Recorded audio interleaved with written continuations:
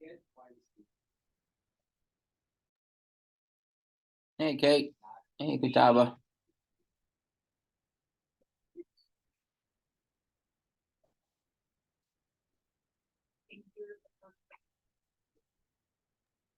Hi, Professor. How you doing today? I'm good. Good, How good. are you? I'm good. Okay. My class looks empty. It is empty.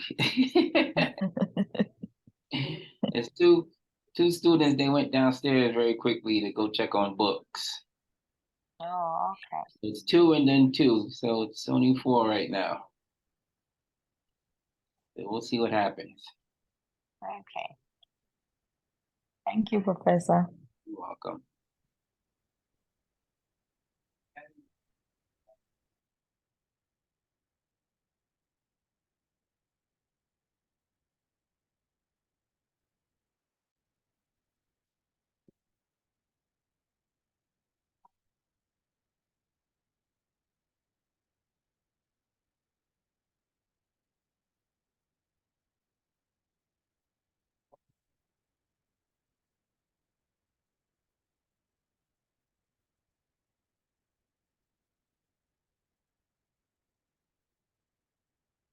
She left. She left I already? have the book. I have Oh, you have the book? snap- Okay. I give It him might- the snapshot.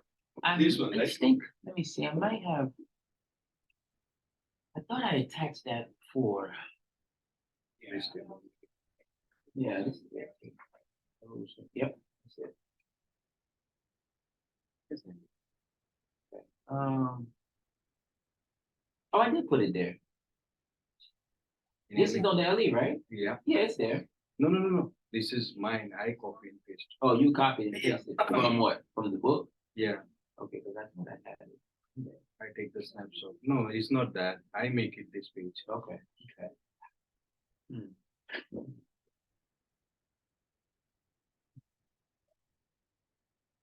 Yeah, we can. That's okay. What's Ali? Uh-huh. You asking about the 2021? But she's up to the only the 1980. That 9.1? Yeah. That's fine, yeah. Cause just, Because this book is old. yeah, Not yeah, the yeah. New version. I Yeah. think new version have the more years. More years, yeah. Yeah. Okay. That's fine. Just use that. Fine. Because I have the old version. I think I have book for which edition? Yeah, yeah, you should have whatever version corresponds to that table, that's what you should be using. Because the new version is not gonna have that table in it, probably. Yeah. Probably not. I have third edition. Yeah. I think that's when you're supposed to be using the third edition.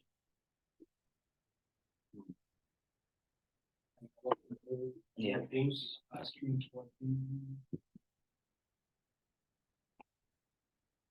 I'll check because I remember I ran this problem last time. People didn't have the book. So I will. yeah, our course asking for fourth edition. It's up for fourth edition. Okay. It should still be okay. All right. Well, Amy still has that table. Either way, but you don't have the new book. No. You have the old one. Did you get the old one from Bobby? Third edition. No. Wait, oh, you just got it. I have to get. Okay. Yeah, you definitely want to use the new one. Okay. Yeah, wait till tomorrow or call her or email her. See if she can do it. Yeah, email Rupali. Okay. Yeah, Rupali Vora.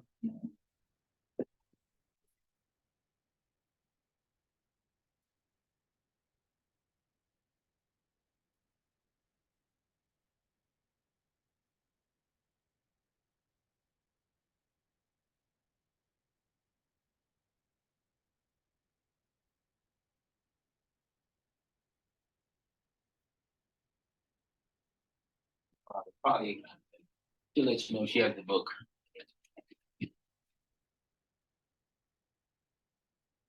Nobody here today. Huh? Get started.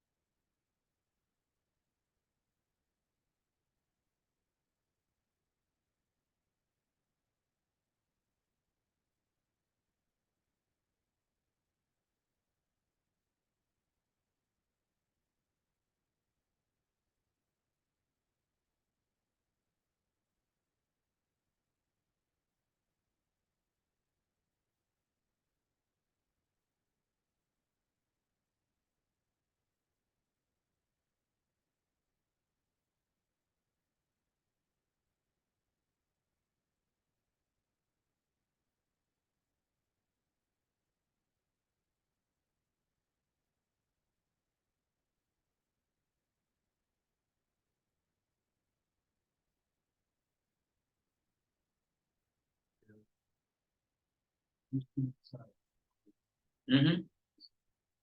Yeah. Mhm. They normally, yeah, they're normally here.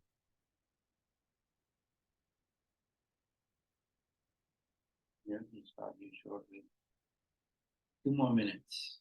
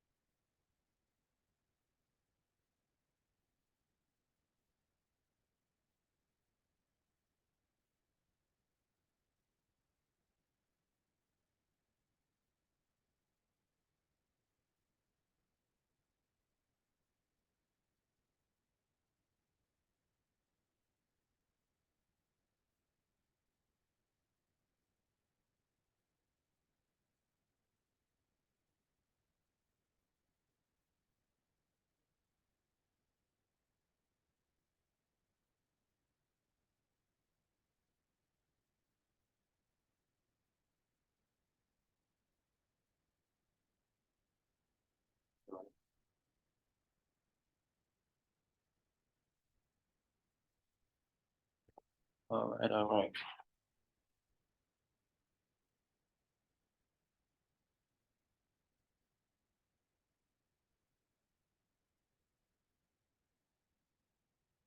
All right. Anybody can hear me on Zoom? Yes, we can. Yes. I can. All Hello, Prof. Hello, Doc. right. How you doing? Very well. All right, good. Tabo, you guys feel better, okay? Thank you. Thank you, Doc. Thank Okay, you. any questions? Any questions for me as far as anything, assignments, anything like that? No? Nothing? Okay, guess not. All right. Okay. Rough about the final draft. Whatever What? ready we have to submit it. The final draft? What about it? About the final draft. Yeah. Yeah. Okay, so the final Whatever draft, is ready, we can submit it. yeah, it's due Sunday, but you can submit it early if you want, yeah. I mean, whatever is ready. Yeah, whatever you It's have not ready. complete. Uh-huh. It's not yet complete. Yeah, it doesn't need to be the whole paper, no. Whatever you have, Okay, noted. okay? Okay, But thank you you. need more, you need to have more than just the cover sheet. Yeah. Yeah, and then the title page, yeah, that's not gonna cut it, okay? Okay, nothing else aside from that? No, okay. Any guys have questions? No? Okay, good. All right, so just real quick, like I just mentioned, the final draft of the paper is due on Sunday. And again, it's just whatever you have you done so far, just turn it in. All right, I just kind of want to see where you're at, not necessarily going to be looking for a complete work or finished product. Okay, so don't worry about it. Just submit it. Should be good to go. Okay. All right. Today we're going to talk about OD in general and kind of some of the approaches to organizational development and change management. And then we're going to talk about kind of like how do employees or how does the workforce kind of make sense of OD, right? And so organizational development, change management has been around for a long time, right? It's nothing necessarily new or innovative in the sense of, hey, we always know that organizations need to change, right? To adapt to new emerging technology, new environment, new policies, whatever the case may be, right? But how you approach it and how you do it has been somewhat of a debate, right? There are some scholars, some academics who feel that OD is a little bit clunky, right? Come on in. OD's a little clunky, right? OD's very, kind of systematic, right? Very process orientated, right? Very organized, right? Very much, very tight, rigid, okay? And so when you are going through a change, there's a couple of, different ways you can do it. You can do it, based on a checklist, be it a systematic way, or you can kind of feel your way around and say, you know what, we're gonna go for more of a change that is based on what the workforce or the people are kind of, thinking about, okay? Depending on the change, a checklist might be more sufficient, right? Just having a organized, kind of path that people can see and recognize and can follow, right? Especially if it's a very technical change, a very big change, it's probably easier to use a more systematic method. But if it's a change that really deals with the people and attitude, more of a mindset, you might want to use more of a, humanistic approach, right? Get people together, let's talk it out, let's figure out what the best options are, what works for everyone, what is mutually beneficial to everyone, right? You can take it to that approach. So there's back and forth about what, which way we want to go, right? But if we look at all the, different things here that they have as listed as OD aspects, right? When you're talking about just traditional, organizational development, you are just talking about very much a transactional process, right? And what I mean by transactional is that there's steps to it, right? A, B, C. When you are, cooking something or using a recipe, it's very transaction, right? When you go to the store, it's a transaction. I give you money, you give me goods or services, we both mutually benefit, and we walk out the door.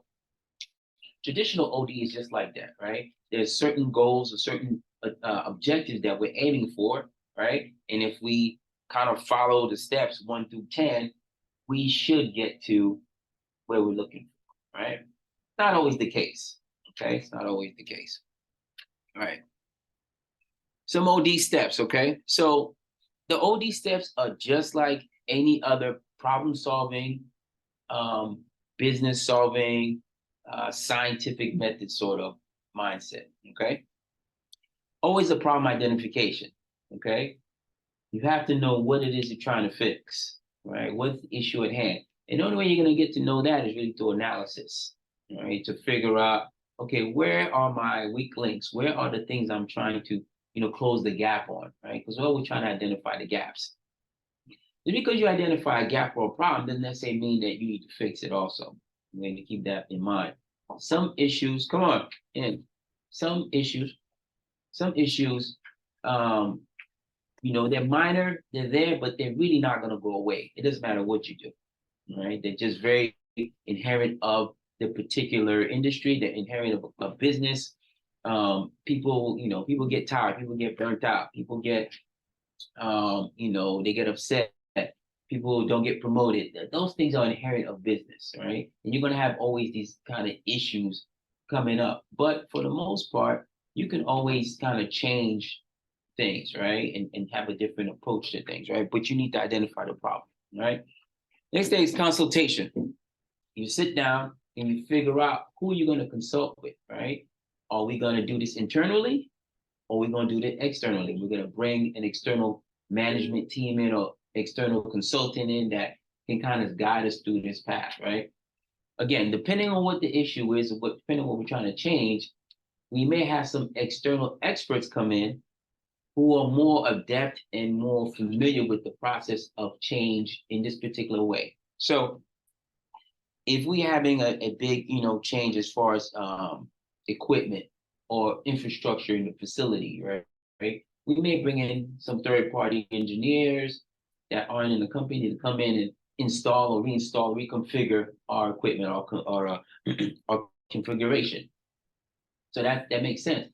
But if it's something that like we're going to install new software, all right? You may or may not need a third-party consultant. You may need somebody that goes to the consultant or goes to Microsoft. They show that person how to install the software, and that person comes back, and it's kind of a teach-the-teacher type format, right? I go learn, I come back, I teach everyone else, right? I don't even need external influence for that, right? But I need somebody who's an expert. So I send to school, I send to training, and they come back and they're the consultant, and that's internal, right? That saves costs, it saves time. There's a familiarity that the person has with the workforce, right? Because when you bring a third-party consultant or external consultant in, that consultant is going to have to take some time to really get to know the people, get to know the organization, the culture of what's going on in the business. And that's not always easy to do, right? Because one department would be one way where they have a great team dynamic. Another department may be terrible because they just don't get along, right? Maybe their work doesn't really reflect their cohesiveness, right? You may have a good team, but you may have bad production, all right? And so having an outside consultant is great, if you're trying to get a external perspective, right? A new set of eyes, right? They say fresh eyes gives you, different insights, right? They pick up on different things, okay? So somebody comes in, they try, and I have them come in to consult for me here. They're gonna pick up on things that you and I are not gonna pick up on because we're used to it, right? This thing may be crooked. As soon as they walk in, they'll notice it. That's crooked. They'll notice that the seats, hey, there's a lot of chairs there. They'll notice little things that you're like, damn, I'm not even paying attention to that because I'm so used to it, right? But consultation is definitely the next step, right? Because we need to go ahead and really get we identify the problem, but again, we need to get consensus on the problem, okay? And that's really the major key. These two first steps are really, really important. Actually, the first three, the data gathering, the problem diagnosis. Those three are really important because if you don't do those three right, you're going to be going down the wrong path. Okay? You have to identify the problem, right? It's kind of like when you're sick. Yes, I know what your symptoms are, but what is wrong with you? Okay? I'm sneezing, I'm coughing. Yes, those are symptoms, but what's wrong with you? You have a pneumonia, have COVID. Okay, now we get the root of the problem. I'm going to treat the problem, I'm not going to treat the symptoms per se, right? Yeah, because if I treat the symptoms, the problem is still there. The symptoms will come back and it will continue to persist and you'll still continue to get sick. Same thing with the company. I need to get at the core of the problem. If I don't identify the problem, if I don't consult with others to get consensus about what the problem is, right? Then I probably need to do a little more time and do a little more analysis because I need everyone to kind of not agree wholeheartedly, but at least agree to a certain point where it's like, yes, that's the problem. We all agree that's the issue at hand that we need to address. And that way, I'm not spinning my wheels, I'm not wasting money, I'm not looking at the wrong thing when I should be looking over here, I'm looking over here, right? So you want to make sure you're good on that, right? Data gathering and problem diagnosis, right? Of course, that's the next logical step, right? Once I identify the problem, I do some consultation. I need to gather information, right? I need to gather data, right? I need to, how do I do it? I may talk to individual people. I may send out a survey, okay? It all depends on what it is, again, what you are looking for, how much time you have, how much money it's going to cost, right? The immediacy of or the urgency of the change, okay? All these things play a role into how I gather my information, how I do data collection, right? And then I need to make sure that once I get the data, right, I have to crunch the data, right? I have to analyze the data, right? So I can see, does the data support what we identify as the problem? Does the data support what we think we need to do as far as moving forward, right? The data may not support it. The data may say, yes, it's a problem, but again, it's not that big of a problem, or it's a huge problem. It's going to take you this much time to kind of tackle it, or is it systemic? Is it a people problem? The data will help you decide on that, right? And help you figure out which path to go down. All right, feedback, always crucial, but feedback is one of those things where you're going to get feedback throughout the whole process, right? And you want feedback through the whole process. You don't want to just stick feedback in at one point. Like after you do all this and then you get feedback, that's great. But you want feedback, at the end, you want feedback in the middle. You always want feedback because feedback is really where you get kind of the justification or the understanding of whether or not the change is really working, right? You may get some feedback that's like, hey, we're having trouble, really getting this ramped up, or we're having trouble understanding what's going on. So maybe we need more training. Okay. Maybe, I need to put more money in it. We need something different, right? So feedback is always critical throughout the whole process, and don't think that it's just at one point you give feedback and that's it. Feedback is continuous. Okay. Joint problem diagnosis, joint action planning. Okay. So as I said before, traditional OD is very much a collaborative effort. Okay.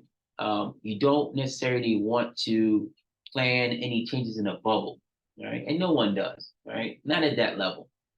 Even if the CEO says, hey, we need to change a few things, he still has his whole board, he still has his whole staff that he confers with, and they will sit down and they will start to, put their brains together and start to come up with something, right? But it's all joint, it's all together. Whether it's external or internal, it doesn't matter, right? It's joint. We do it together, right? And we do it together because why? Why would we problem solve together? Why would we? Solve the problem, all of us. Yeah, why would we all get together and try to? If someone didn't know the problem, Okay. this way he might know it.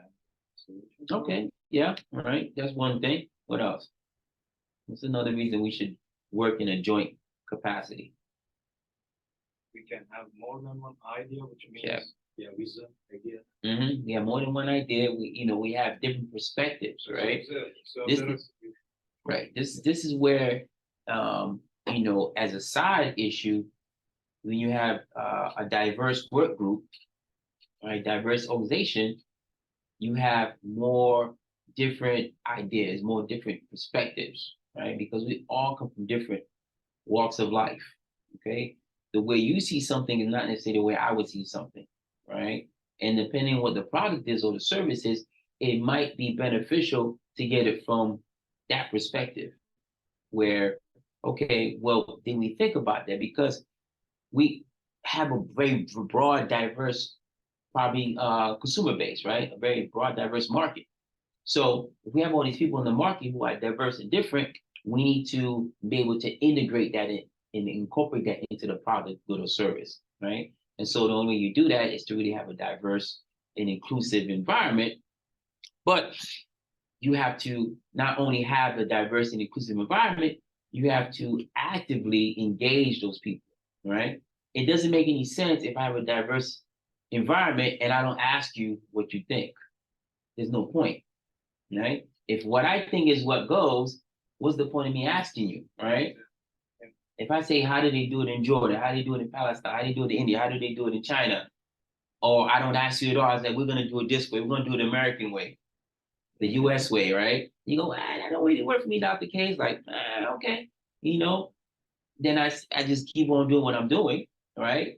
sometimes they won't give you the point of view. Yeah, but it's not that. It's not they won't give me the point of view. It's that it probably won't work. Yeah. Because the way I'm doing it is not really comfortable for you or familiar to you. All right. Whenever you travel, you go to a different country, different place. All right. It takes a little time to get used to the culture. Okay. I've never been to China. I've never been to India.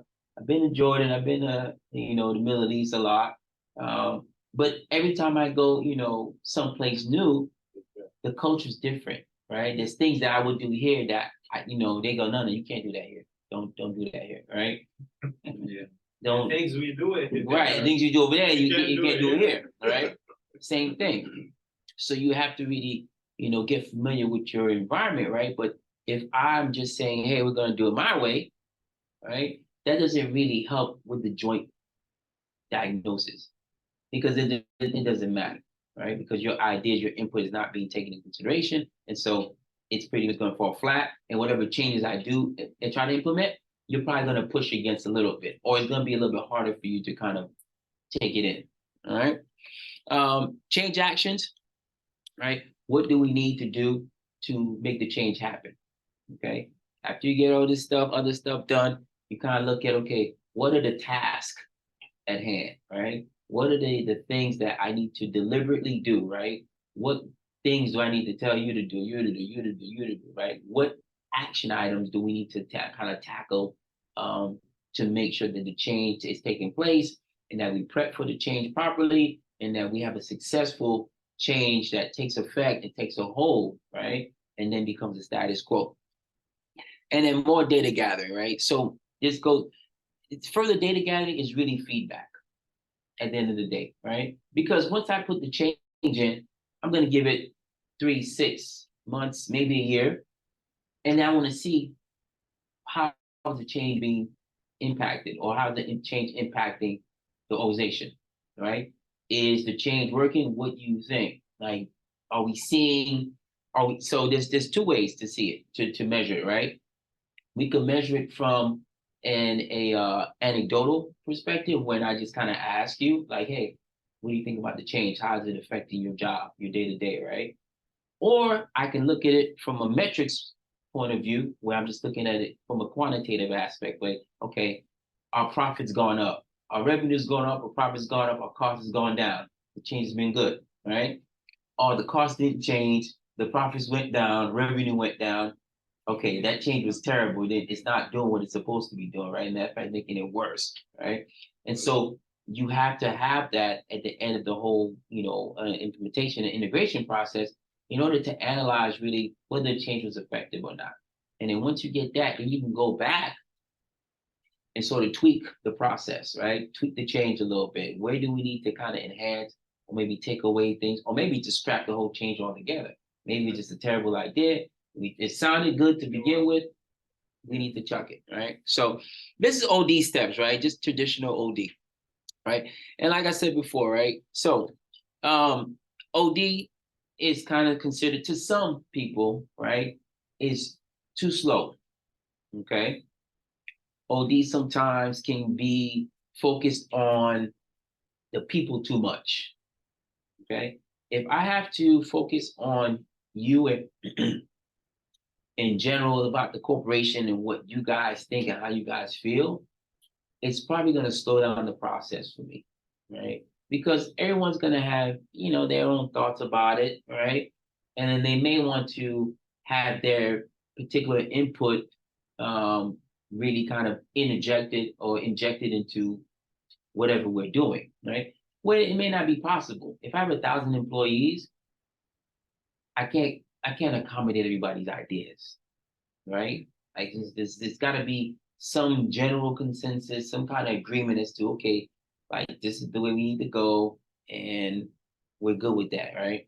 If I start spending too much time on every individual person's perspective, the change is probably never going to happen, right? Just based on time and just the nuances of people. People are just complicated, right? And they have their different motivations for things, right? Your motivation may not be for the company to prosper. The motivation may be personal. Maybe, something about you, like, oh, I don't want to do the change because if we don't do the change, then I get to keep my job the way it is. We do the change, I have to do all this other stuff. I have to like learn something new equipment. I don't want to do that, right? And so I can't cater to that, right? So some critics of OD feel like sometimes it's just too humanistic. It's too much focused on what people, want and what they think that they should be doing. I'm sorry for asking this question, but what is OD? Organizational development. Oh, okay. Yeah. For the past 6 weeks. Oh, you just say here ORG. That's. Yeah. Okay. Yeah. Yeah. You asking right now? OD. Yeah. Organizational development. That's the class. That's the class. That's the class. Oh no, that's good though. Okay. So another aspect of OD that we, like I talked about earlier, OD universal? Are they culturally specific? Okay.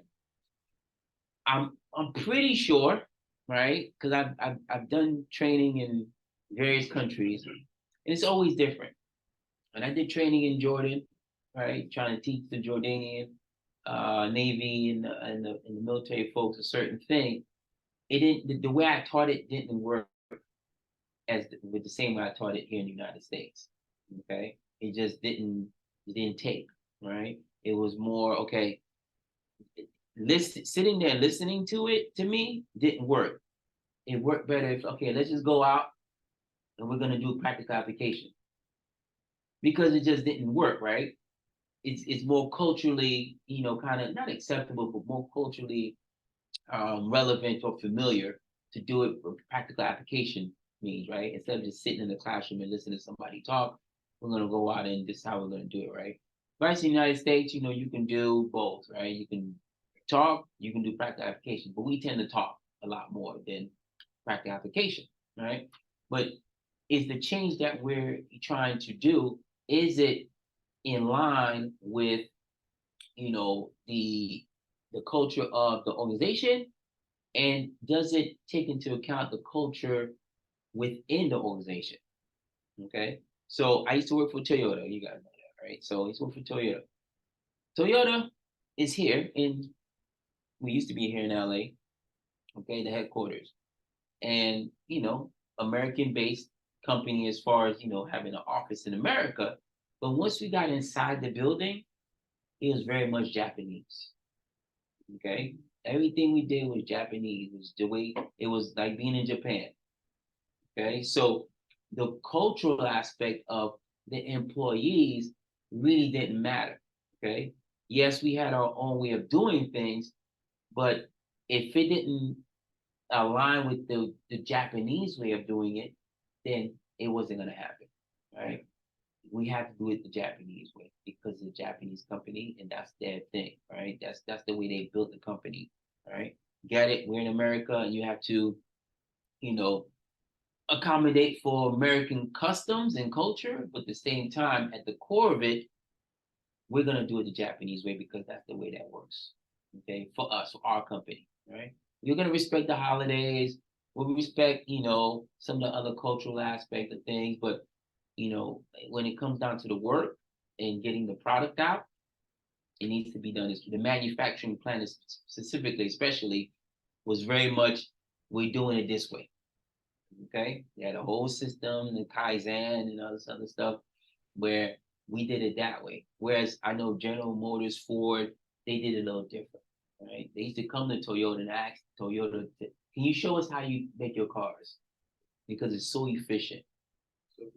Super precise, very good on cost. And the people that are building the cars, they care about the product. They're just not, okay, 5 o'clock, it's time to go. No, that's not how Japanese work. Japanese work till it's done.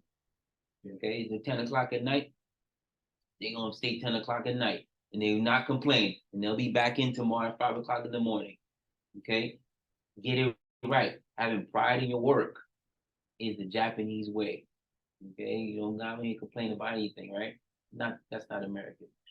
Okay, It's 5. I'm going. it's 5. Time for me to go. Okay, time for happy hour. Okay, I gotta get out of here. I gotta go home. Okay, I got things to do.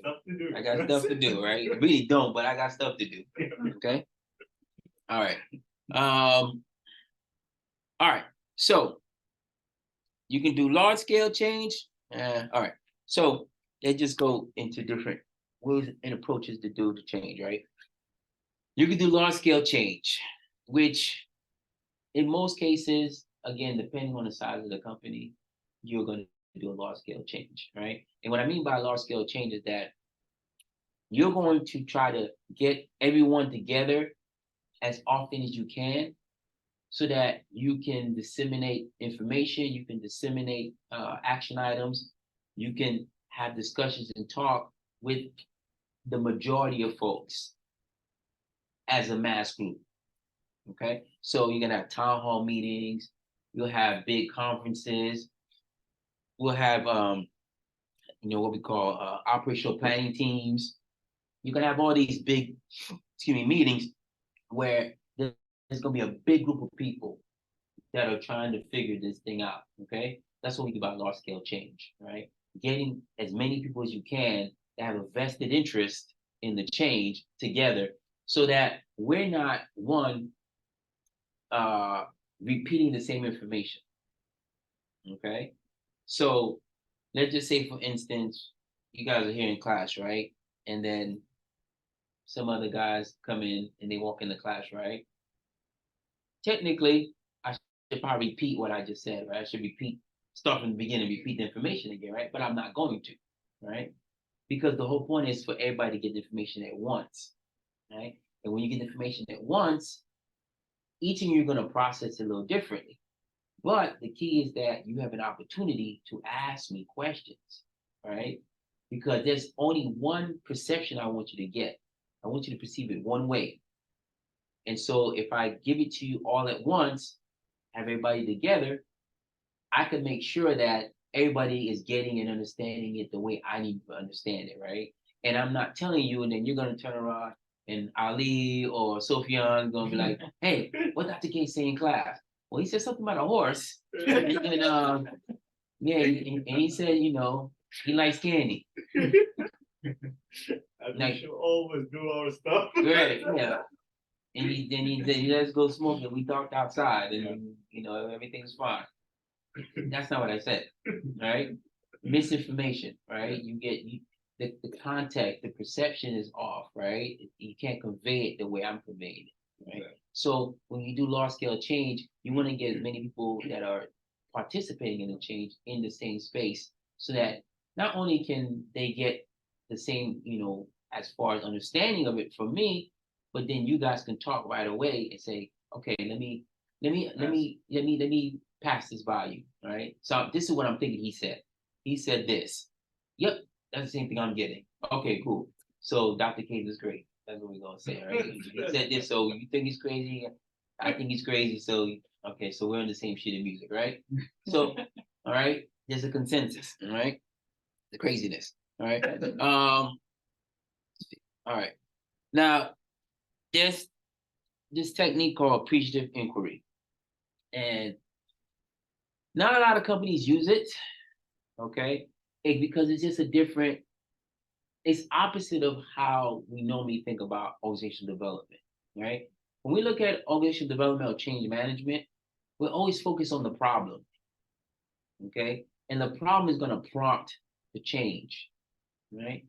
When we do appreciative inquiry, positive organizational scope, I think it's called POS, right? When we look at things from that perspective, what we're doing is we are looking at the positives of the company, right? And we're still going to make a change, but the change we're going to make is how do we benefit or enhance the good points that we have, okay? Instead of worrying about the deficiencies or focusing on just our shortcomings, we're going to focus on our strong points and build on those, okay? So let's just say, for instance, you got, I don't know, let's just say McDonald's, right? McDonald's makes food, fast food, right? Hamburgers, French fries, chicken nuggets, they got the whole menu, whatever the case may be. And then McDonald's decides, you know what, we need to make more money. We're gonna go, buy a school or open a cable company. Okay, like what? That doesn't make any sense. That's not what you do, right? Right. Because they want to make a change, they want to get into something different, right? No, you don't need to do that, right? When you do appreciative inquiry, you focus on the good stuff, the strong points, right? And we're gonna build on that. Hey, the organization is very resilient. The organization is quick. The organization is adaptive. The organization does, builds cars very well. Let's focus in on building cars. Okay, let's get really tight. Okay, what areas are we really strong in? Our cars are like, let's just take for instance like Volvo. Okay, Volvo is a great car, all right? But what is Volvo known for? Stability. What else? Safety. Okay, Volvos are considered one of the safest cars you can have, right? The commercial went down. Yeah. Yeah. Yeah. It was really funny. It's really funny, right? It's good, right? But you see, they focused in on that. They purposely honed in on safety. This is gonna be our thing, okay? We're not worried about that our cars aren't the fastest. We're not worried about our cars aren't the flashiest. They're the safest though, right? And we're gonna keep getting safer and safer and safer. As other cars worry about how they look, they worry about how to integrate technology and Bluetooth and all this other stuff. We're gonna focus on safety. We're gonna do this other stuff too. We're gonna try to fix our problems, but the perspective we're looking at is we're going to enhance our strong points. Okay. So if you're a student and you're really good at math, right? Why would you say, well, I'm gonna go become an English major? Why don't you do engineering? Why don't you do chemistry? Why don't you do mathematics? Do something STEM, right? That is going to leverage your strengths, right? Can you work on your writing? Of course. Right? We can always work on our writing, work on our communication, but we're not gonna like focus on the bad. We're gonna focus on our good strengths, on our strong points. We're gonna build those up, but we're also going to address our shortcomings and try to get better at those things. Right? We're gonna practice. We're gonna work on them. We're gonna, get them to where they're average and they're good. They're good enough, right? But this thing here that we really do, we're really gonna make it super strong. And you do that, one, because the organization is gonna rally around that. The workforce is gonna be like, yeah, that's right, we do this really good. And this is our strong thing, right? And we're going to, use that as motivation. Okay. Two, you really grow a strong presence in the market, right? You grow this particular skill set that's really hard for anybody else to kind of take away from you, right? No other car is gonna come in really and be able to be and say they're safer than Volvos. No one's gonna. And all the car people are gonna be like, nah, look, they're not fast, but we know they're safe. Okay, like Tesla, like they're not traditional, but they have every gadget there is, right? They're very technologically advanced, right? If you want a tech car, you want a car that's innovative and on the cutting edge and all the newest things, get a Tesla. Okay, because that's what they do. They do it very well. All right. Now their battery might suck, right? The car might burn up, the tires might go, right? But at the end of the day, the car has all the techie stuff, and that's what they leverage, right? Tesla doesn't leverage. I mean, aside from the EV aspect of it, right? Aside from the electrical aspect, that's the primary thing about Teslas. But it's critical because there are a lot of other EVs in the market, but they don't look like Teslas, right? When you get into a Tesla, you know you're in a Tesla.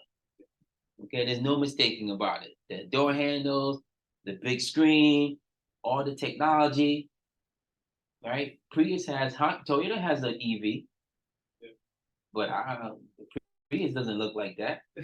Okay, and so you gotta kind of leverage your strengths, right? Huh? Yeah, exactly. Bad shape. Yeah, it's not good, right? So when you have appreciative inquiry, what happens is it's kind of a group thing, right? So you don't bring everybody in. You bring in, it depends. You do different sessions depending on how big the company is, right? So let's just say I have 50 people for this first session. You break the groups up, the 50 into maybe 10 groups of 5, okay? And each group is talking about the same thing, right? Or at least they're discussing what are our strong points that we can build on, right? Because you don't always want to have a negative aspect of change, right? Change can't always be something bad. Just because something is wrong, we're going to change. That's not true. We don't want it to be that way all the time. We want it to be, we're going to change, but we're going to build on what we have already. We're going to make it better, all right? You guys ever seen, this is way before probably your age. The $6 Million Man, I think I heard about it. the Bionic Woman. You ever seen that show? Old show. All right. Well, this is an old show, right? And so the show was about the actor's name is Lee Majors. Okay, I think he's dead now, but so he was an astronaut, and then he went on a flight. He came back, and then he got into a terrible accident. But he was so valuable as an astronaut that when the government got him, and after the accident, they took him to a special lab, and they put bionic parts in him, put robot parts in him, right? He kind of was like a cyborg, sort of, right? He had a super eye, like it could magnify. It doesn't go out. He could just see really, really far. Okay, he could run very, very fast.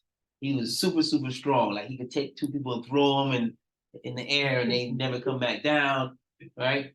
So they had the Bionic Man. What they were doing was that, and as when the show starts, they talk about what happened to him, right? But when they're narrating it, when they're talking, they say we're gonna make him bigger, better, stronger, faster, right? We're going to take his strong points that he had, and we're gonna enhance them. Okay, we're gonna build on it, right? Kind of, sort of like AI. AI is kind of like that, all right? Where we have the technology, because AI is really just, neural networks are kind of based on how the brain works, right? If you know anything about, if you're familiar with neural networks and AI and machine learning, right? It's built on how the brain works, right? The problem with, how we process things, or how things were done, and how AI does things, not really a problem. What's the difference between how we do things now, and if we let AI get integrated, or when we integrate AI? What's the major difference? Faster, right? Okay. Although our brain is probably the most sophisticated computer there ever was, we cannot process things at the speed that AI can. We can't process as quickly as a machine can. Okay. We all have different processing speeds. Some of us can do math in our head. Some of us can't, right? Some people have photographic memories. Some people can't remember their name. Okay, can't remember what they ate yesterday. Or matter of fact, an hour ago. Okay. Like the fish. Yeah. 5 seconds. Yeah, 5 seconds. I don't know. What'd you say? I have no idea. I don't know your name. I don't know what I ate. Where am I? Okay. So, OAD? Yeah. What's OD? Right. What's OD? Okay. So we all have these different strengths, right? But the difference is that we don't process as quickly as AI, right? And so that really is where the multiplier comes in. This is where the benefit comes in for us, as far as like enhancing what we have, right? That's all it is. It's an enhancement. Okay. And so appreciative inquiry is just like that. You get people together, they sit down, we do, half day session. Everybody kind of give their opinion on what it is we think is our strengths, right? And then after that, there's one representative that kind of speaks for the table. Okay, these are the things that we found that, we think we do well and that we should build upon, right? And what you're looking for is consensus again, right? If you have 10 groups, you like for probably 8 out of the 10 to kind of have the same thought, right? We should kind of all come with the same rationale. And then when you come to the rationale, you kind of know, okay, this is what we perceive as our strengths, right? Now, just because we perceive it as our strength doesn't mean it is, right? But this is what we perceive as our strength. But because it's perception is reality, okay? And so if we perceive it that way, we're going to act on it in that fashion, okay? But appreciative inquiry gives you an opportunity to not only get everyone together, one, two, they get to voice their thoughts and opinions and ideas. 3, you get to really solidify what it is that we think our strengths are, okay? And it's really bond building, okay? It helps to build really a good organization, a good team, And we have a positive aspect, positive perspective on what we do as a company, what we do as an organization, what we do as teams, and what we do as individuals, right? Instead of always focusing on negative, negative, negative, negative, right? What are we changing? We're changing because this system sucks. We're changing because we're not making any money. We're changing because, it's just old. No, right, exactly, right? We're changing because, this is what we do well, and we're changing because we're going to do better. Okay. So appreciative inquiry is definitely an approach. It's not one that necessarily is used a lot. Okay. Because again, most companies are in the traditional OD mindset of, hey, we like it more systematic. We like it when there's rules. We like it when there's checklists because it's easy to follow. Less work for me, right? And it's more objective, right? Or more subjective, I should say, not more subjective, where it's like, these are the things I need you to do. Okay. When I'm objective and when I'm kind of open, there's too many different ways to do things. All right. You may want to do it one way, you may want to do it another way, and I don't say anything, you do it your way, you do it your way, and then you kind of find out like it's redundancy. Like you did steps 1 through 5 the same way he did. All right. But it costs you more money. So not, we're wasting time. We're spinning our wheels, right? So instead of using one engineer, we're using 2 engineers for what? Let's use 1 engineer to facilitate the whole thing. Okay. All right. Okay, positive organizational scholarship, right? All right. So again, it's just about focusing on spectacular, surprising, or extraordinary outcomes, right? Positive lens on any situation, right? When you are, again, looking at the problem, you guys have heard the term, there's always a silver lining. You ever heard that term? There's always a silver lining, or look for the silver lining. So it's a term that we use here in the United States, I think, for the most part. They might be in Europe too, a little bit. And all it's saying is that although it may look like it's cloudy outside, it's raining, right? The weather's bad. What's the silver lining to that? What's the positive to that?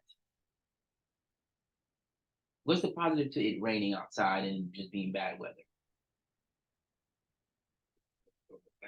Yeah, we're getting water.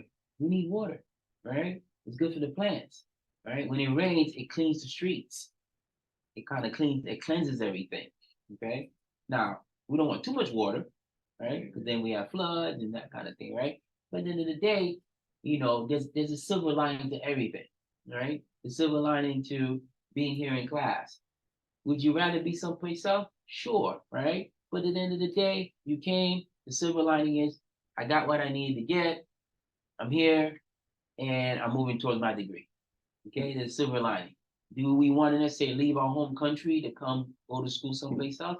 No, but the silver lining is I'm going to graduate. If I decide I want to go back home, I can go back home, right? There's never a terminal end to it, right? There's never always just negative to it. There's always some positive aspect to everything. Every situation is always some positive aspect. Even if you go to prison, there's some positive aspect to it, right? Because maybe you needed to get away.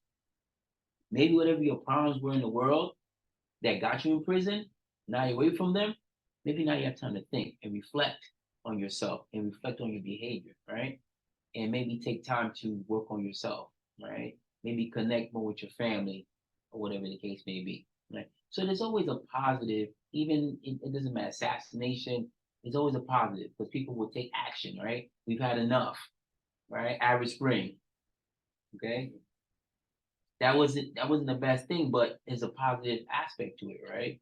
Like in that. we always say, alhamdulillah, thank God. Right. Whatever it's good or bad, it means like even it's bad, right. It's still gonna good. be for something Something good in the end. In the end of the day, we're gonna benefit, but we're gonna be better for it. Yeah.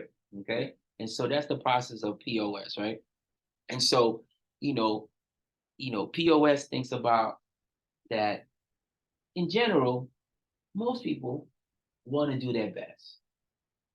Okay, and that's really where appreciative inquiry, POS come in, where people really want to, they want to excel, right? We all want to do good. Okay, we all want to impress each other. We all want to be successful, and inherently, I know you want to get an A. Okay, nobody comes to the class and say, "Hey, Dr. Kidd, I want to get an F." That's what I'm here for the F. Okay, well, if you're here for the F, you can go home because it's easy. All right, you're here for the A, right? Because you want to do your best. Okay, and that's what that's what POS focuses on, right? That I'm going to tap into that particular vein, that particular aspect, that particular characteristic that's in everybody to want to do well. Okay, we want to do well, right? The things that stop us from doing well are fear, uncertainty, right? Self-doubt, right? Low self-efficacy, low self-esteem, right? Those things stop us from doing well because we have doubt in our mind, right? We're doubting our skills. And you can doubt your skills to a certain level, right? But as long as you do the best you can, right? That's good enough because you are trying to excel, right? You're trying to do your best. It's like all of us maybe trying to play soccer, football. We're only going to get so far, right? But I did my best. I'm not Messi, I'm not, Mbappe, I'm not any of those guys, right? Nobody's here that, right? If we were, we wouldn't be here. You'd be someplace else making millions of dollars and just kicking balls and having a good time and doing your thing, right? Or computer programming or doctor, whatever it is you decide, right? But these positive, it's more kind of what we call positive psychology, appreciative AI or appreciative inquiry and POS. They're kind of the positive psychology discipline where the focus is on the good things and how can we really expand those good things, right? To the point where we're so good at them that they mitigate and minimize the things that we're not good at. Okay. They kind of make them smaller. They kind of make them insufficient or not really important. Right? It's kind of like being with a partner. Nobody's perfect. No such thing as a perfect man. No such thing as a perfect woman. All right. The person you end up with is got flaws, just like you have flaws, right? The thing is, they've accepted your flaws, just like you've accepted their flaws, right? You focus on the good things about them, not the bad things, not the things that they don't do well, right? Because that's not you. That's just gonna happen. That's just the way it is, right? They're not a good dancer.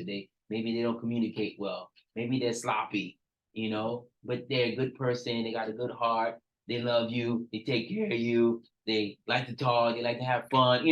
Like they make you feel good, right? They like to travel. They like to do different things. Like to talk education, academics, science. They're good for you, right? So there's good and bad in both, right? But I'm gonna focus on the good stuff.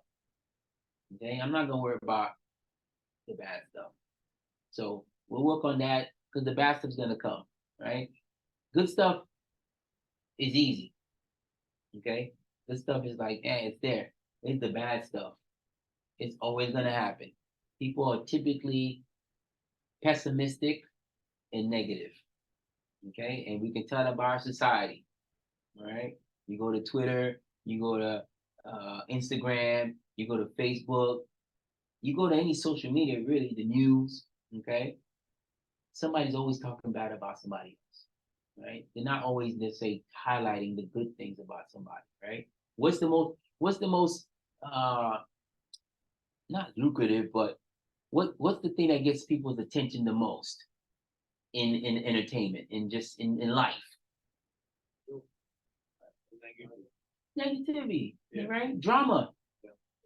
I heard such and such wife is sleeping with that guy over there. Or I heard he's sleeping with that. Or I heard he cheated on here, or he did something after he robbed the bank.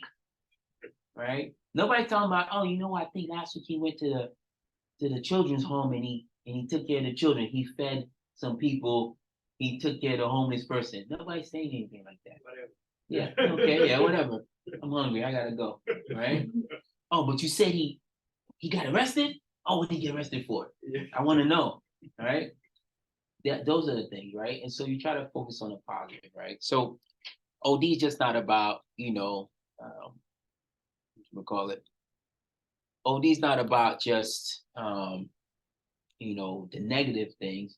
You want to focus on the positive too, because that may be the more influential, impactful change that you make is enhancing what we do well. Because what we don't do well may not really be that big in the large scope of things, in the grand scheme of things. Okay. All right. Traditional OD versus dialogic OD. Okay.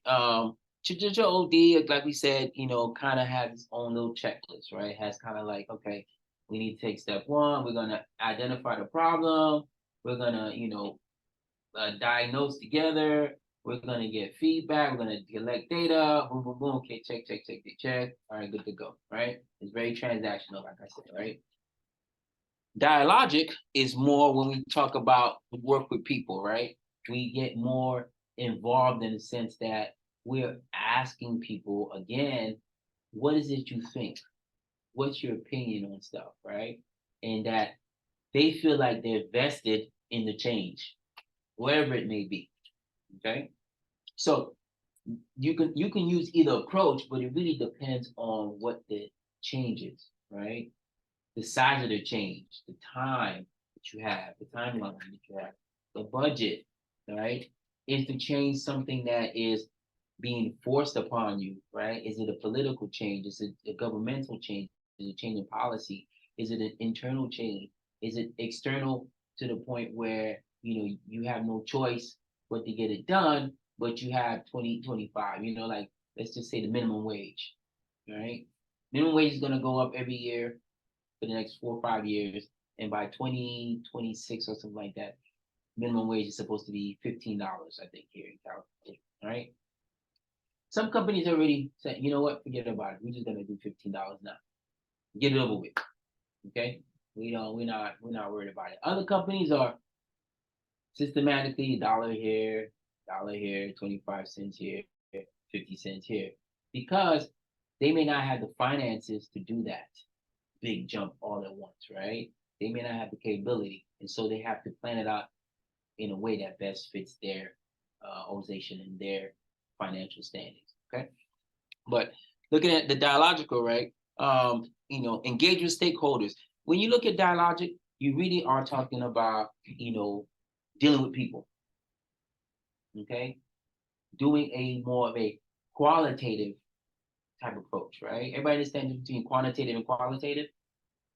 Okay, so I'll explain it. So quantitative is measuring things numerically, right? There's a It's not touchable, is that what? touchable or countable. No, quantitative is countable. Yeah. So quantitative, let's just say on a scale of 1 to 10, tell me how happy you are. You say 5. That's quantitative. I have a number that represents your degree of happiness, right? But I could also ask you, tell me how you feel, right? I feel happy. I feel glad. That's qualitative, right? That's not touchable. Yeah, exactly. Right. I can't touch that. That's squish. That's what I call squishy, right?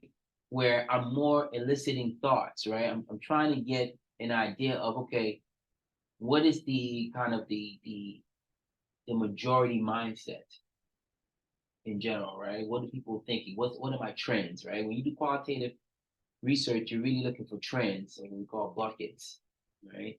In that we'll do a focus group, right? Now in our town hall meeting, something like that, and there'll be a question, and what I'm trying to get is to see which response is the most predominant, right? What things are the most common, right? If I ask a question about class and say, majority of the class, they like to, take their quiz on Sundays. Okay. Some people like to take it on Fridays, right? But I've asked a question and I've gotten an idea of, okay, asking gives me the idea that Sundays is the day that people take, they generally take the quiz. But I can also give you a survey and say, hey, on a scale of 1 to 10, which day or which, do you think Sundays is the best day to take a quiz, right? So it's different. Dialogic is more qualitative, where we're sitting down, we're talking, we're having a conversation, we're having a dialogue, right? And dialogic means two, right? Mean two or more, right? Where it's just like me and you, and we're having a conversation or dialogue, okay? And don't forget, talking is one thing, communicating is something different, right? You talking and me not saying anything, that's talking. You're speaking, right? Me talking and then you responding, and then me responding back to you, and then you responding back to him, and you responding back to her, that's communication. Okay? We're listening and we're hearing and we're replying. Right? And those things are important when you talk about a dialogic approach, when you talk about AI, the appreciative inquiry, when you talk about the positive organizational scope, or what that stands for. When you talk about POS, right? Those are all positive type approaches, right? But they require a very intimate and very open mind, right? Open conversation, open dialogue, right? They're more, I won't say transformational because that's not really the right word, but they're definitely not transactional, okay? Not transactional. So you talking about dialogic OD, definitely talking about focusing on, hey, what is our culture? And do you think this change is going to affect the culture, right? What are the values of our company? What are the morals, right? Are we adhering to those things? Are we, following those things, right? Are all those things resonating with everyone? Okay, it's sort of like you can call it sort of like religion, right? You know, being practicing being Islam or Muslim, right? You have certain ways, right? There's certain morals, certain values, certain things that happen, right? Being, practicing Hinduism or Buddhism or what do we do in China? What is China Christian for the most part? I don't know what. Is it Buddhism? Is it Buddhism or Buddhism is yeah? Like yeah, because this is kind of like Buddhism. Yes, I know how to say. Like spirituality, um, like believing in a higher power, but not necessarily God. Yes. Yeah, you guys don't say God, but you say there's something bigger than me. There's something more important or more. Yes. Yeah. It's like better, right? Yeah, yeah. No, I get what you're saying. Okay, so I think there is Confucianism, yeah, Confucius, yeah, Confucius.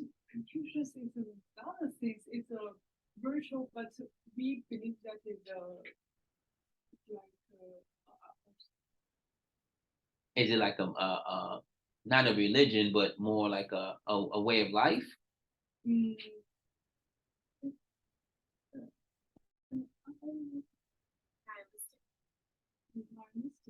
Nihilistic? It's not a real person. It's not a real thing. But Oh, yeah. okay. So you don't think Confucius is real, but it's abstract in his thought. 56% of Chinese folk religious. They what? Chinese folk religious. Religious? But what religion? Okay. They shows 56% of Chinese folk religion. Yeah, they have some religion, right? I just don't know if it's Confucianism counts as religion or who? A communist? No, that's not a religion though. Atheist, I mean, That's called just atheist. is it called what? Atheist, ATHEIST. Atheist. Atheist. Yeah. That goes in line with. So most times, from what I think, they're atheists because they don't necessarily believe in God, but they believe in a higher power. Yes. Right? Like Muslims believe in Allah, right? I'm not sure what. But God is. No, it's not that. Yeah, you. That's what I'm saying. Some of them are Christian, right? Some of you are believing. Some have religion, right? But some of them are atheists too, where they believe more in, not Confucianism, because Confucianism is something different. They believe in Buddha. They believe in meditation. They believe in spirituality, right? Understanding of self, right? And there's a connection to the environment. There's a connection to the planet, sort of, right? Where I understand that there's something greater than me. I'm not going to give it a name, but I know there's a higher power. I think, but we'll talk. We'll figure it out. All right. So that's dialogic. Okay. All right. So we got sense making, right? And really, sense making is just about really trying to find a way in which you can convey the change in a way that people understand, right? But on a very individual level, right? So there may be a change, but I may not understand how it relates to me, how it's going to impact me, what is going to what kind of difference is going to make in my life, right? And so I may need someone to make sense of it for me, all right? Frame it in a way where I understand how it's going to benefit me, okay? How it's going to impact my life, good or bad, doesn't matter, right? But when you are able to do that for people, they have a better understanding of, okay, why the change is important, okay, and how are they going to deal with it, right? How are they going to integrate it into their day-to-day life, right? How are they going to make the adjustments in the things that they need to do in order to make this change happen, right? So this is sense-making approach, right? Change circumstances or demand to ascend, change management. All right, yeah. Don't want too much. All right, okay. Sending given some permission, so if it's not given, should be aware that it's interpreted. Okay, so the only other thing I want to highlight about the sense making is that um, a lot of times when it comes to sense making, the employees or the workforce will look to the manager, they'll look to the leaders so that they can understand, okay, how is this going to affect me? Okay. If my boss is saying, do this change, do this change, do this change, right? Or we're going to do this change, it's going to affect him or her differently than it's going to affect me because my boss is here, I'm down here, right? There's going to be different impacts, right? So I'm going to see how my boss acts or behaves, right? If my boss is telling me to do one thing, but they're doing something else, then it won't make any sense for me. Then I'll be like, you know what? They're saying to do this, but they're doing that. Why should I do this? Right. I'm gonna do what they're doing, right? Because that's what they're emulating. That's what they're projecting. That's what they're showing me. They're showing me that I can talk one way but walk another way. Okay. And so when it comes to sense making, it really is incumbent upon the managers and the leaders to really emulate and project what it is that they really want, right? You can't, what you would call it, do as I say, not as I do. Okay, that's being hypocrite. Okay, if I tell you to, we're gonna do this, or if I tell you, let's say we're outside, right, and there's a parking spot, and the parking spot is for, whoever, all right, but they tell everybody, hey, don't park there because it's for the handicap or somebody that needs, special assistance, right? But then I just park in there, but I just told you not to park in there, but I park in there, right? What are you gonna do next time it's open? You're gonna park in there, right? Because Dr. Gates said no parking there, but I saw him park his car. Okay, he's been hypocrite, right? Doesn't make any sense to me, right? Why would he say that? But then at the same time, he got me over here parking. I gotta walk 2 miles right? That's not fair. Doesn't make any sense. So I'm not going to embrace this change. I'm not going to try to understand the change. I'm not going to try to figure out how it's impacting me because it doesn't matter, right? The leaders, the managers are not doing it. Why should I do it? Apparently, this change is not that important. Whatever it is that we're doing, it's not important because the people that are pushing for it aren't even doing it. Okay, kind of like your parents. Yeah, your parents say don't do this, don't do that, don't do this, but then you see them doing it, right? Yeah. But that's different. It's just a little different, right? Because kids see their parents drinking a beer or something, drinking wine. They think they can drink wine too. Like, no, it's not for you. Okay, they take it Sometimes easy. you feel like I'm sorry. No, go ahead. But if you see someone and it's like a high level for you, Mhm. or like how do you say like an idol? Yeah. Yeah. Like a mentor. Yeah. Exactly. And after that, you saw him doing that, you'll for sure do it. After Right. Yeah. Like What? everything is gonna break down. That's how marketing works. Yeah. This is the core one of the core principles of marketing, right? I'm not thinking in terms of parents, but Right. yeah. Exactly, right? I'm not gonna drink in front of parents, right? But when my parents leave, I got a straw and I'm going to town, right? But not in front of my parents. Okay? I Like, respect it. yeah, I don't curse in front of my parents, right? When they leave, I don't stop. I don't. Yeah, you're right. I don't stop I don't all stop. day. I would like you. Okay, all day, right? So you want to make sure that the image that you're putting out there, the things that you're doing, emulate what it is that you want people to do, right? The behavior you want people to exhibit, you need to do that, right? And so it's important when you look at sense making to help people understand really what's going on, right? And you're gonna have change where people don't want to do it. They don't like it. They don't care.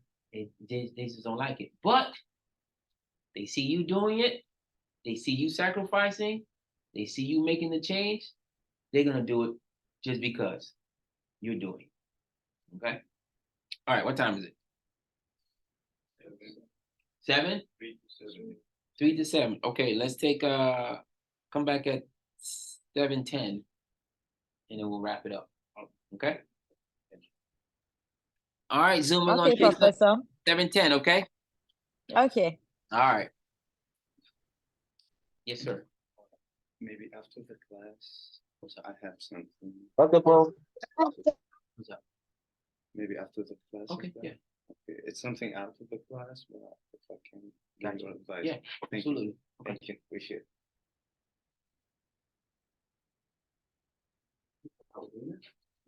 Yeah, nice meeting you. Yeah. She's normally online.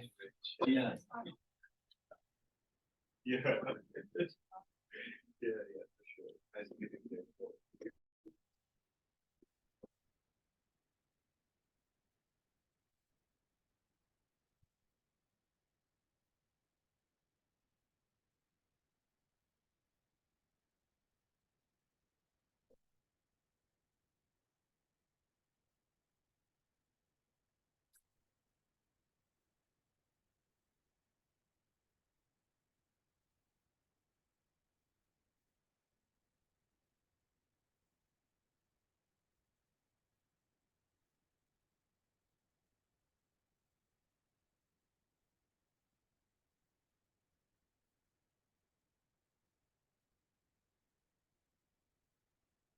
Yeah, like them.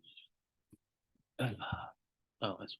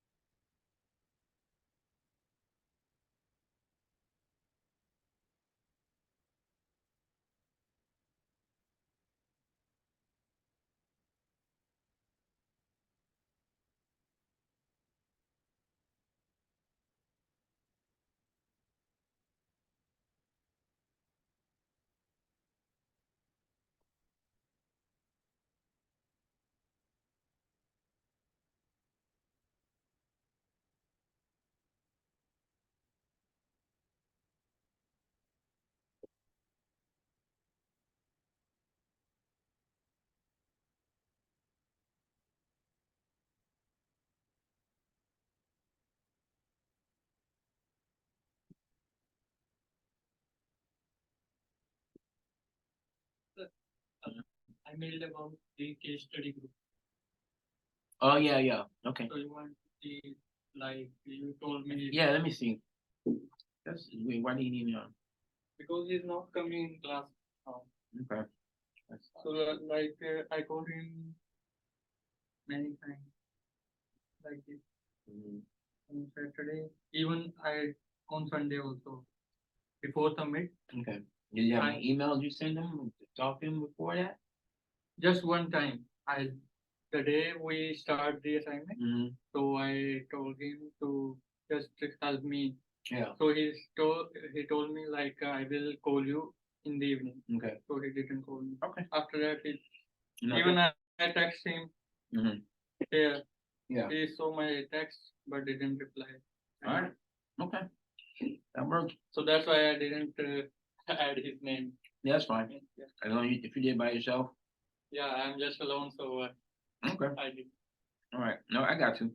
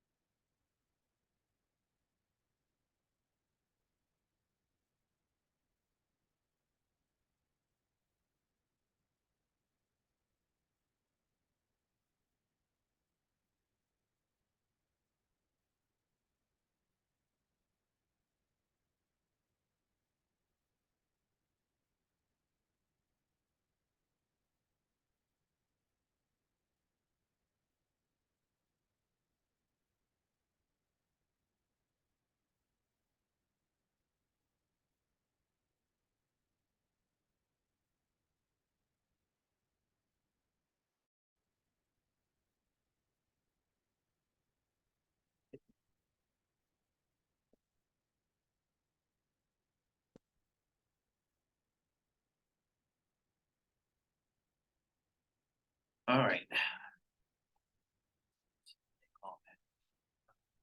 Got a few things to wrap.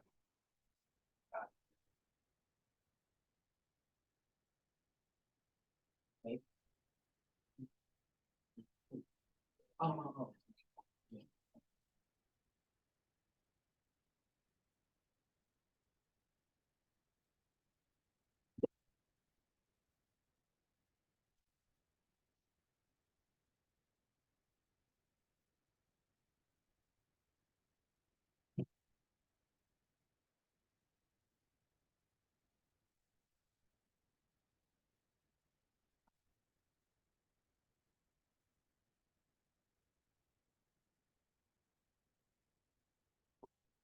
All right.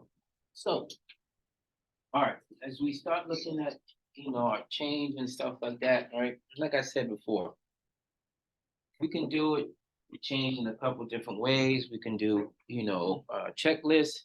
And there's also different models that have been proposed by different, social scientists as to how to approach, change. We have Lewin's model of change. We have Carter. What else we have? We got a few other people, right? But again, some sample checklist models, right? Boston Consulting Group, Prosky's, and Stoughton's evidence-based approach.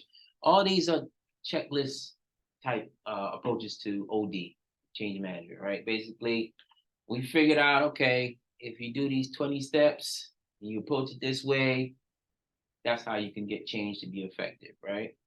But again, um, it just depends on the change, the scope of the change, the no understanding your workforce, understanding your employees, and understanding what kind of organization you have.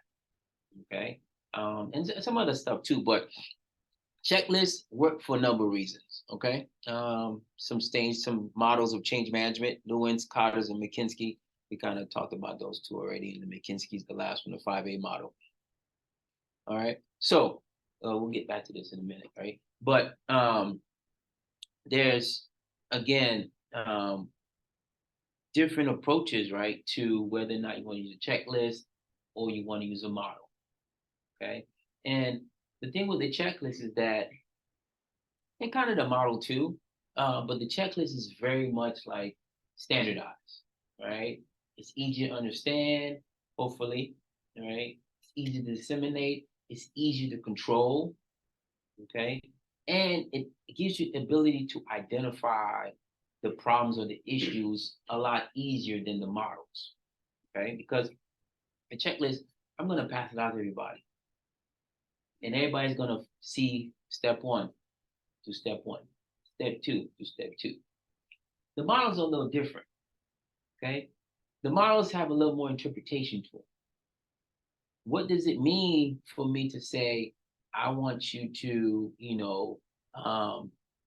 increase this to an excellent level, or this is mediocre, I need it to be better than this. What's better than this? Right? You're better, my better, two different betters. Okay? There's some people there are very okay with getting a C in class. Okay? Some people, they're gonna die if they get a C. They're just gonna blow, their brain's gonna blow. Okay, they gotta get an A. So it's very subjective and it's very much up to interpretation, and we don't necessarily want that all the time. Excuse me. So depending on, again, what the issue is and what is we're trying to change in the timeline, we're gonna figure out which way to go.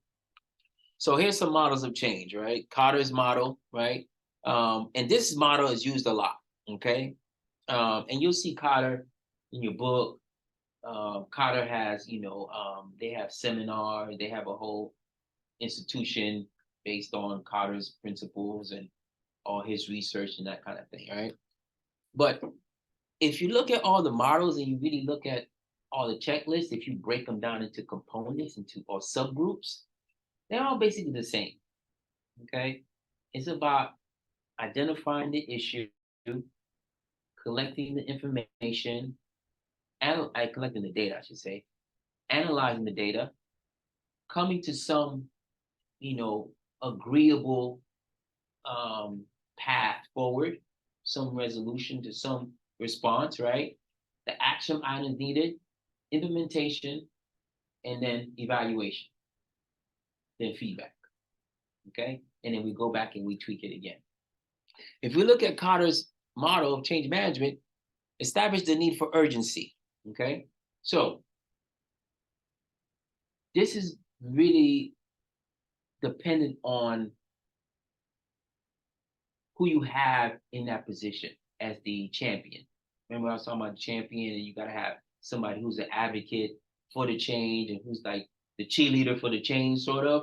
But they need somebody that needs to be senior. They need that has authority and decision making capability, right? And you want to, kind of convey the sense of urgency, because you don't want people to think that, oh, we could take our time. It's not important, right? Even if it's not necessarily something that needs to be done urgently, you want to still impart a sense of urgency. Like, don't sit there and take your time and do this. Let's just get it done and over it, right? Because the longer it takes for me to do something, the more likely, one, it's not going to get done. Two, when it gets done, it might be too late. Okay, we say OBE. Yeah, OBE. Anybody know what that term means? OBE? No. Overcome by events. Okay. Sometimes you hear someone say it's OBE. You'll hear it in business settings a lot. OBE, overcome by events. Okay. Basically, it's saying whatever we're doing is too late because these things already happened. And so it's like saying, oh, let's go fix the dam. It's too late. It's already flooded. It's OBE, overcome by events. The dam's gone.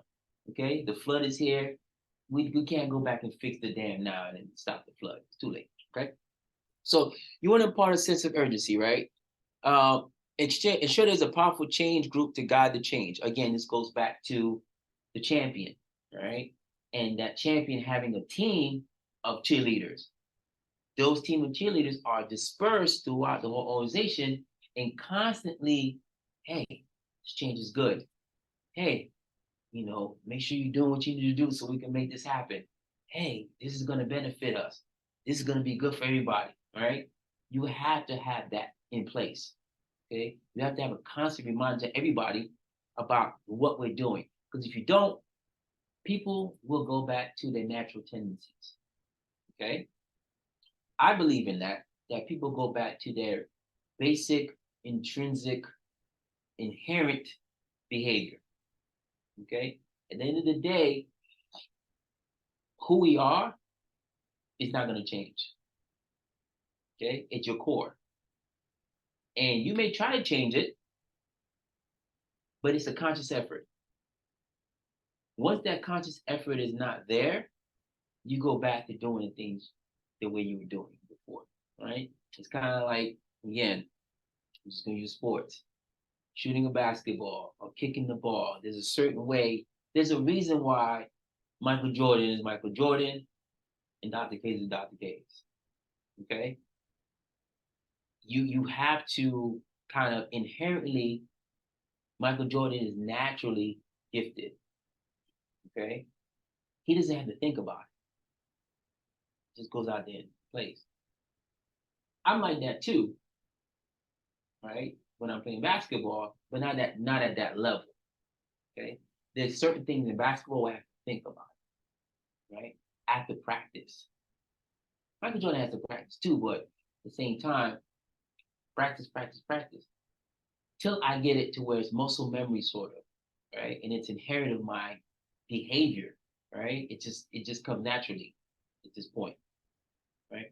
And that's what you want to try to get, right? But most people are going to go back to their behavior if they don't have a constant person on them, right? If I say, hey, we're going to use computers now, and you're used to using typewriters, and if I'm not there, say, hey, don't forget to use the computer.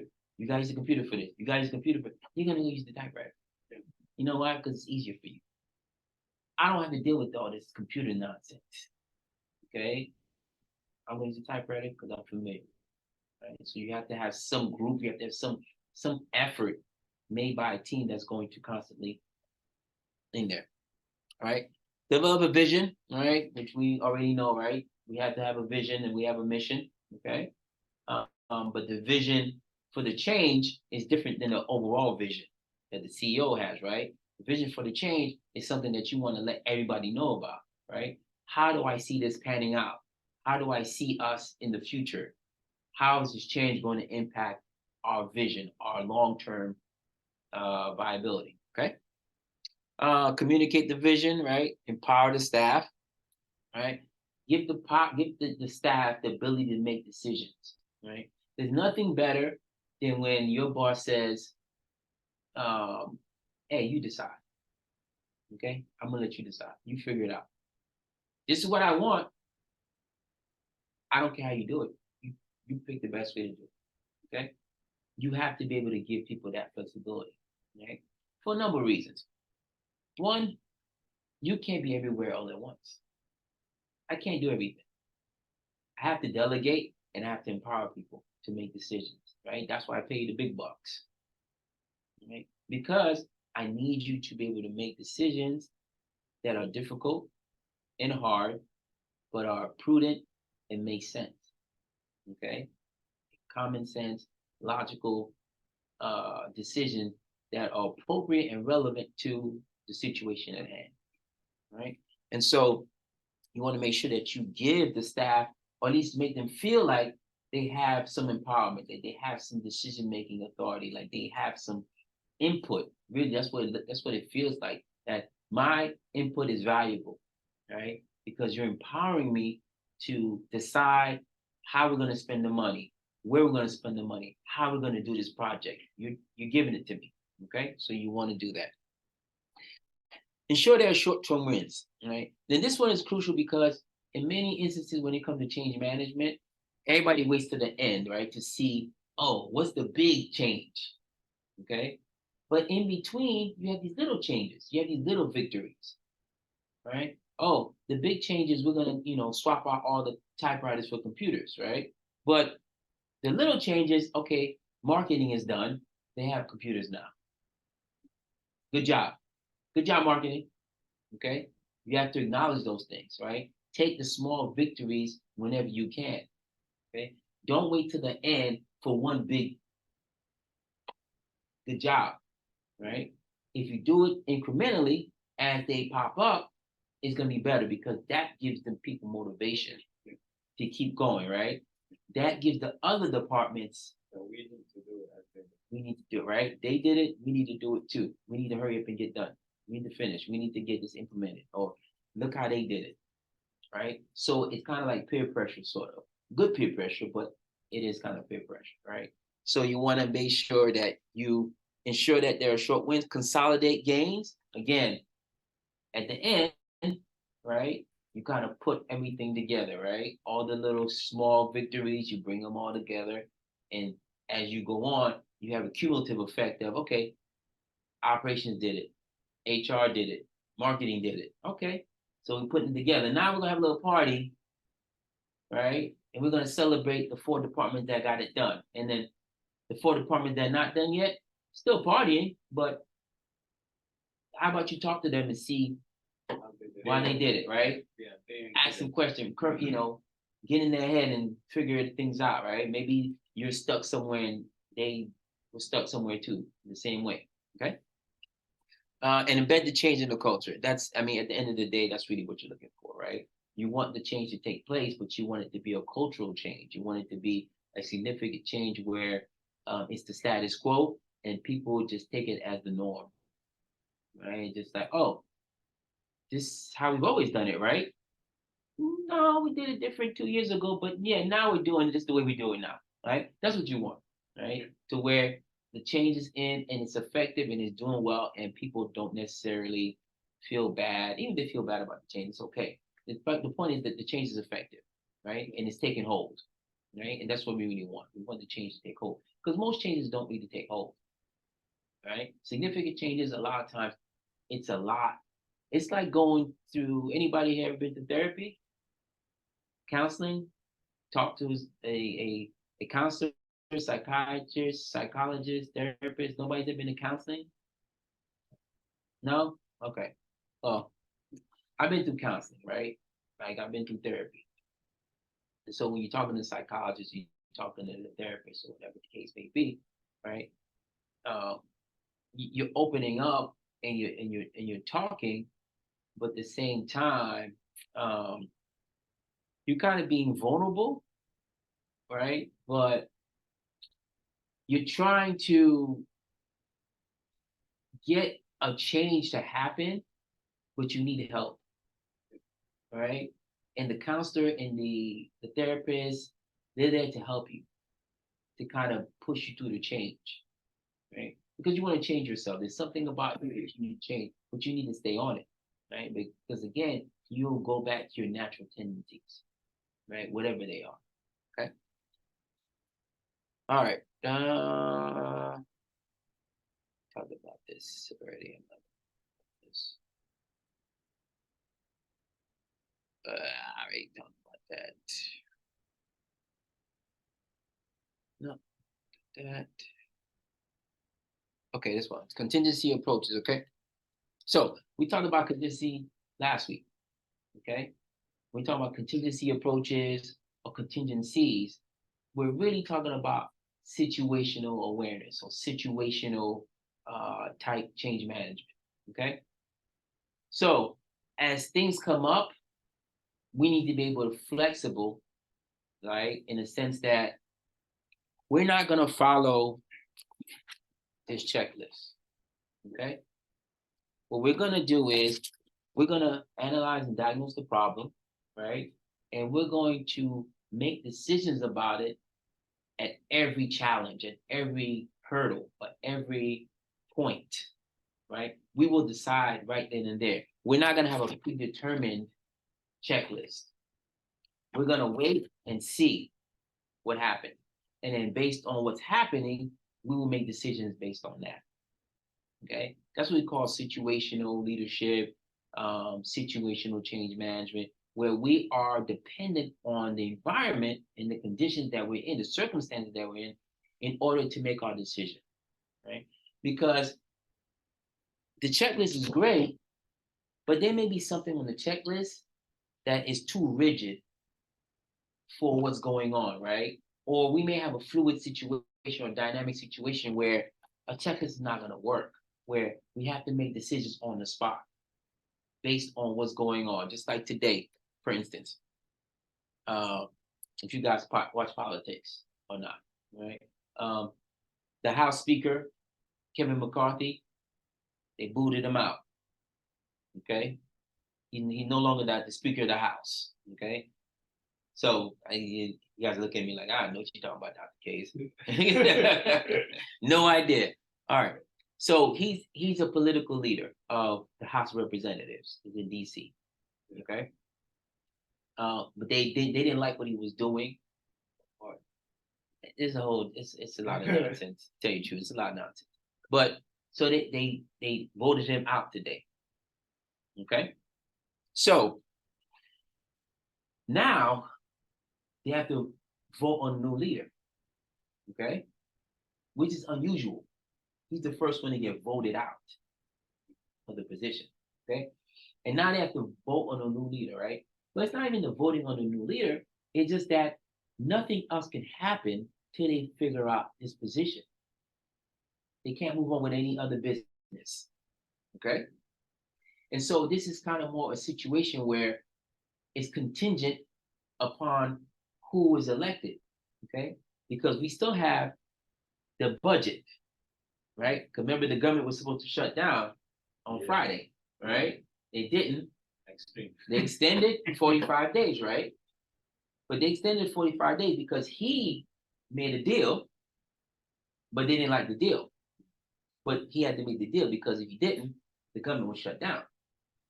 So they got rid of him. But now he's not in a position. They have to find somebody to fill that position.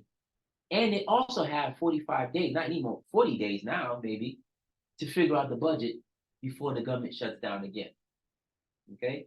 So now you have a situation that's very dynamic, very fluid, and then we cannot do anything. We can't move forward till you guys decide who your leader is. And the problem is that they don't have any clear leader. They don't have anyone that they identified as you're next, you're the guy, you're the person, you're the woman. They don't have anybody like that. They're fighting about who's going to be the leader, wasting time, right? There's a contingency situation, right? Because now we have a change, right? That's unexpected, and it's very situational. It's not something that they're dealing with on the other side. They're dealing with, huh? Is it critical as well?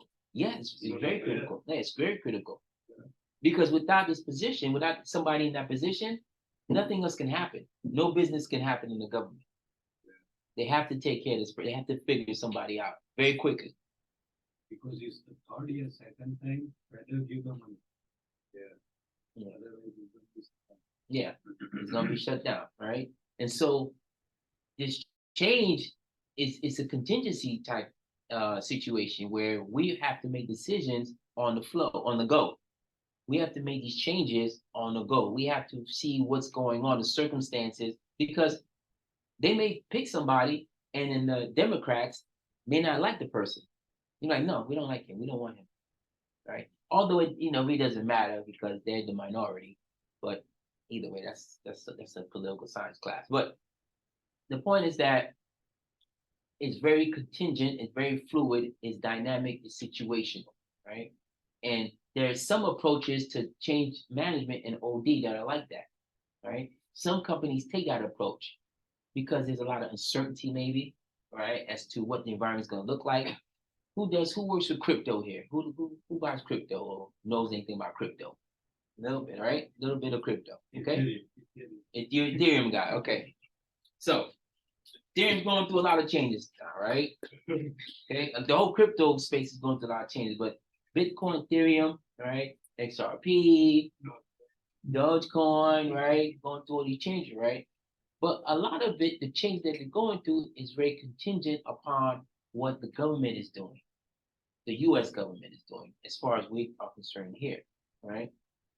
And so as these changes occur, as these situations occur, these circumstances come up, they have to make decisions as to what do we do next, okay? In order to impact or get this change integrated into our system, right? And so when you look at contingencies, you really have to figure out, okay, what are the circumstances? What actions do I need to take? And what's going to be the best approach as far as, maximizing my resources so that we're not just, because we're not being proactive, really, in a contingency type approach to change. It's really reactive because I'm going off of what's going on.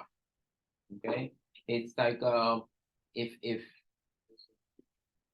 yeah, it depends on the future, but it depends on the future, but also depends on the people's actions, right? It depends on a lot of other factors, but I'm waiting for the factors to occur. I'm waiting for the situation to arise. Now, you could have a situation where you're going through a traditional OD change, and then somewhere along the line, you have to stop and you have to kind of go by contingency because you reach the point where, okay, we've done everything we can, but we're still waiting for this particular law to kick in. We're waiting for this money. And until we get this money, we can't do anything else. We have to wait. All right. So it's contingent, the change is contingent upon this budget, upon this money. Just like the government, whether we shut down or not is contingent upon whether or not they can agree on a budget.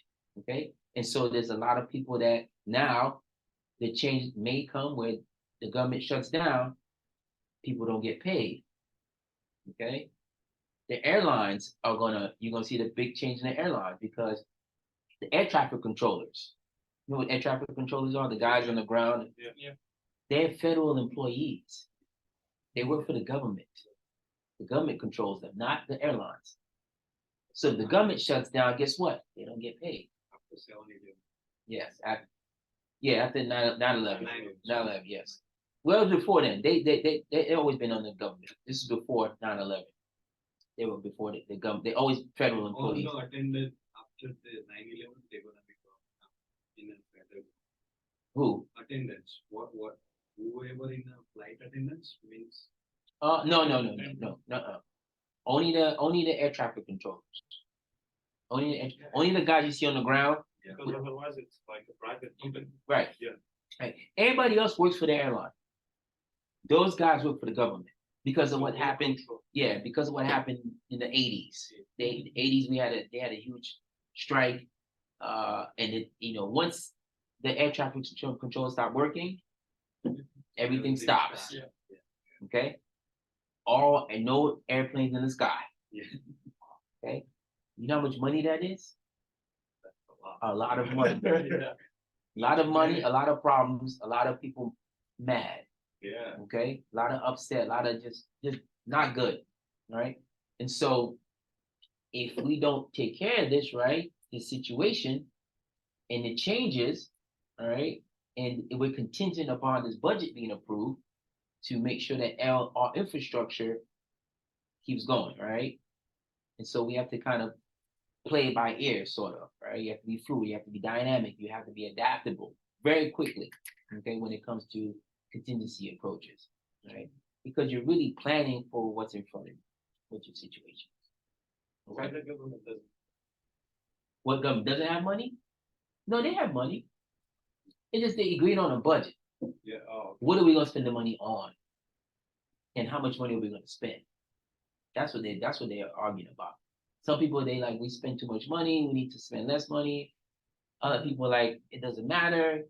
We need to just fund everything we need to fund, right? So it's a fight. And so there's a small group of folks that have a lot of power. There are a lot of Trump people. They don't want to spend a lot of money. They want less government intervention and stuff like that. But that's, like I said, it's another class, political science class, for Republicans, Democrats, and independents and all that stuff. Okay. All right. Any questions? Comments?